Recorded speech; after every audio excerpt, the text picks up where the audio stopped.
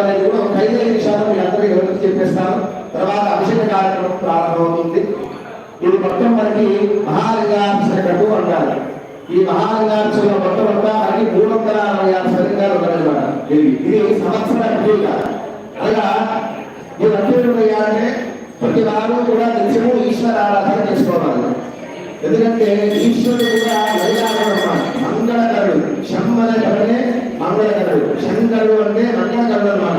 మనం ఎంత ఈశ్వర ఆరాధన చేసుకుంటే మనకున్న అన్ని మంగళాలని కూడా మనం దూరంగా తోసి ఏదైనా వచ్చి మనకి శుభశుభాలు శుభ్రం ఏదైతే కావాలో అవన్నీ ఇష్టాలు ఈశ్వరుడు అనమాట. ఈశ్వరార్చన ఐశ్వర్య అనమాట.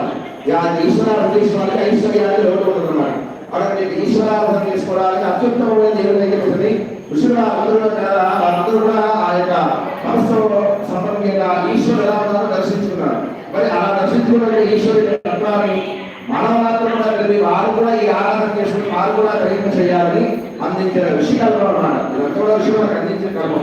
దీనిలో మొత్తం మనకి 360 ఫలితాలు ఉన్నాయి.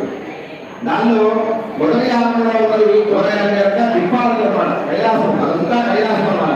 కైలాసం ప్రస్థానే కైలాసంలో ఈశ్వరుడు ఎలా ఉంటాడు అనేది మనం ఇక్కడి నుంచి అందరూ దర్శించుకోవచ్చు అన్నమాట. అలా దాంట్లో ఒక్కొక్క లింగం చొప్పున గోడంలో ఉంటారన్నమాట. వారు దిక్పాలకులు అన్నమాట. అష్టదిక్పాలకులు ఉంటారు. వారికి 8 లింగాలు ఉన్నాయి. వారు అష్టదిక్పాలకులు వారు చూస్తున్నారు చూడండి. అష్టదిక్పాలకులు అన్నమాట. ఆ అష్టదిక్పాలకులు కూడా మొదటి ఆవరణ. వారిని నమస్కారం చేస్తున్న వృందావనం ప్రవేశించేసరికల్లా త్రిమూర్తులు కనిపిస్తారు. బ్రహ్మ విష్ణు మహేశ్వరుడు అన్నమాట. వాడు ఎవరు అంటే కనుక వారుగా పరమేశ్వరుడు యొక్క శక్తిలో సంపాదించుకున్నాడు. అనగా ఆ కైలాస స్థలంలో త్రిమూర్తులు ఈశ్వరుని శక్తిలో ఉండాలన్నమాట. వారికి త్రిమూర్తులు అది మూడవలో నివేశంలో తాండవేశ్వరుడు. అనగా మనకి భాగాలు ఉండాలన్నమాట. గోడలాగా కైలాసం చుట్టూ గోడ ఉంటుందో అది భాగాలు ఉండాలి. 100 లింగాలు అన్నమాట. అది కూడా అన్నమాట. దాని లాభం సాధువాలను వెళ్ళినట్లుగా విఘ్నేశ్వరాలు అష్టమంది కనిపిస్తారట. విఘ్నేశ్వరుడు, వీరభద్రుడు, నందీశ్వరుడు, అభయంకరుడు, సుబ్రహ్మణ్యుడు, దుర్గాశక్తిలో గణపతి, మహారాజు, కుమారస్వామి వీరు ప్రవచకాలను అంటారన్నమాట. ఈ గణాలనేది కొన్ని కోట్ల శివశక్తి గణాలు ఉన్నాయి. వాటిని అధిపతి అన్నమాట. ఒక్కొక్క దుడికి ఒక్కొక్క అధిపతి అన్నమాట. ఆ అధిపతి అనేది కొన్ని కోట్ల శక్తి ఉంటుంది. వారికి ఈయన నాయకుడు అన్నమాట. అది నాగబాబు. 5వ ఆనందం తెలిసినట్టుగా భవాన్ని అర్థం పెడుతున్నారు. మనకి పంచభూతాలు 5, సూర్యచంద్రాలు 6, 7. మనలో ఏదైతే ఆత్మశక్తి శక్తి ఏదైతే ఉందో ఆయన యజమాన లక్షణాలు ఆ వాళ్ళందరూ కలిసి 8 లింగాలు అంటారు. భవాన్ని అర్థం పెడుతుంది. వాళ్ళు 5వ ఆనందం. 6వ ఆనందంలోకి వెళ్ళేసరికల్లా సత్యోజాతాలు పంచభూతులు అన్నమాట. సత్యోజాతము, బాహ్యము, అభావము, తత్వశము, ఈశానము అనే 5 ముఖాలతో కూడా 5 లింగాలు ఉంటారు. వారణానికి శుభప్రత్యాయకము అని ఉంటుందన్నమాట. శుభప్రత్యాయకం అంటే గణపతి, అమ్మవారు, అలాగే శ్రీ మహావిష్ణువు, సూర్యనారాయణమూర్తి, అలాగే పంచమేశ్వరుడు. అలా మొత్తం 5 దిక్కులన్నీ కూడా 5 లింగాలు 7 లింగాలు ఉన్నాయి. అది 6వ ఆవరణ. 7వ ఆవరణలో ప్రదేశంలో ఏకాదశ రుద్రుడు. ఏకాదశి వారు కూడా శివశక్తితో కూడుకున్నమాట. వారందరూ కూడా ఉత్తరంగా ఉన్నారు చూడండి. ఏకాదశి రుద్రుడు అన్నమాట. వారు 11 లింగాలు. పరమేశ్వరుడు దక్షిణాయనం ఉన్నవారు కాళేశ్వరుడు అన్నమాట. ఆ విధంగా మన ఓం నమః శివాయ అంటాం కదా.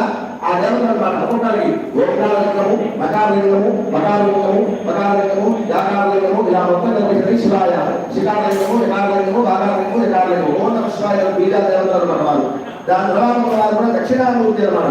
సకల గోడలకు అధిపతి అన్నమాట. సకల విద్యను ఇచ్చేవారిని మేధస్సునిచ్చేవారు దక్షిణామూర్తి. వారు 9వ ఆవరణలో ఉంటారు దక్షిణామూర్తి. ఆ దక్షిణామూర్తిని కూడా నమస్కరించడం వచ్చేసరికల్లా ఈశ్వరుడు కూడా అర్ధనారీశ్వరుడు కదండి. పాడివర్గం అంతా కూడా అమ్మవారు. పాడివర్గంతా అమ్మవారు అన్నమాట. ఆ పైన ఉండే లింగమే ఈశ్వరుడు అన్నమాట.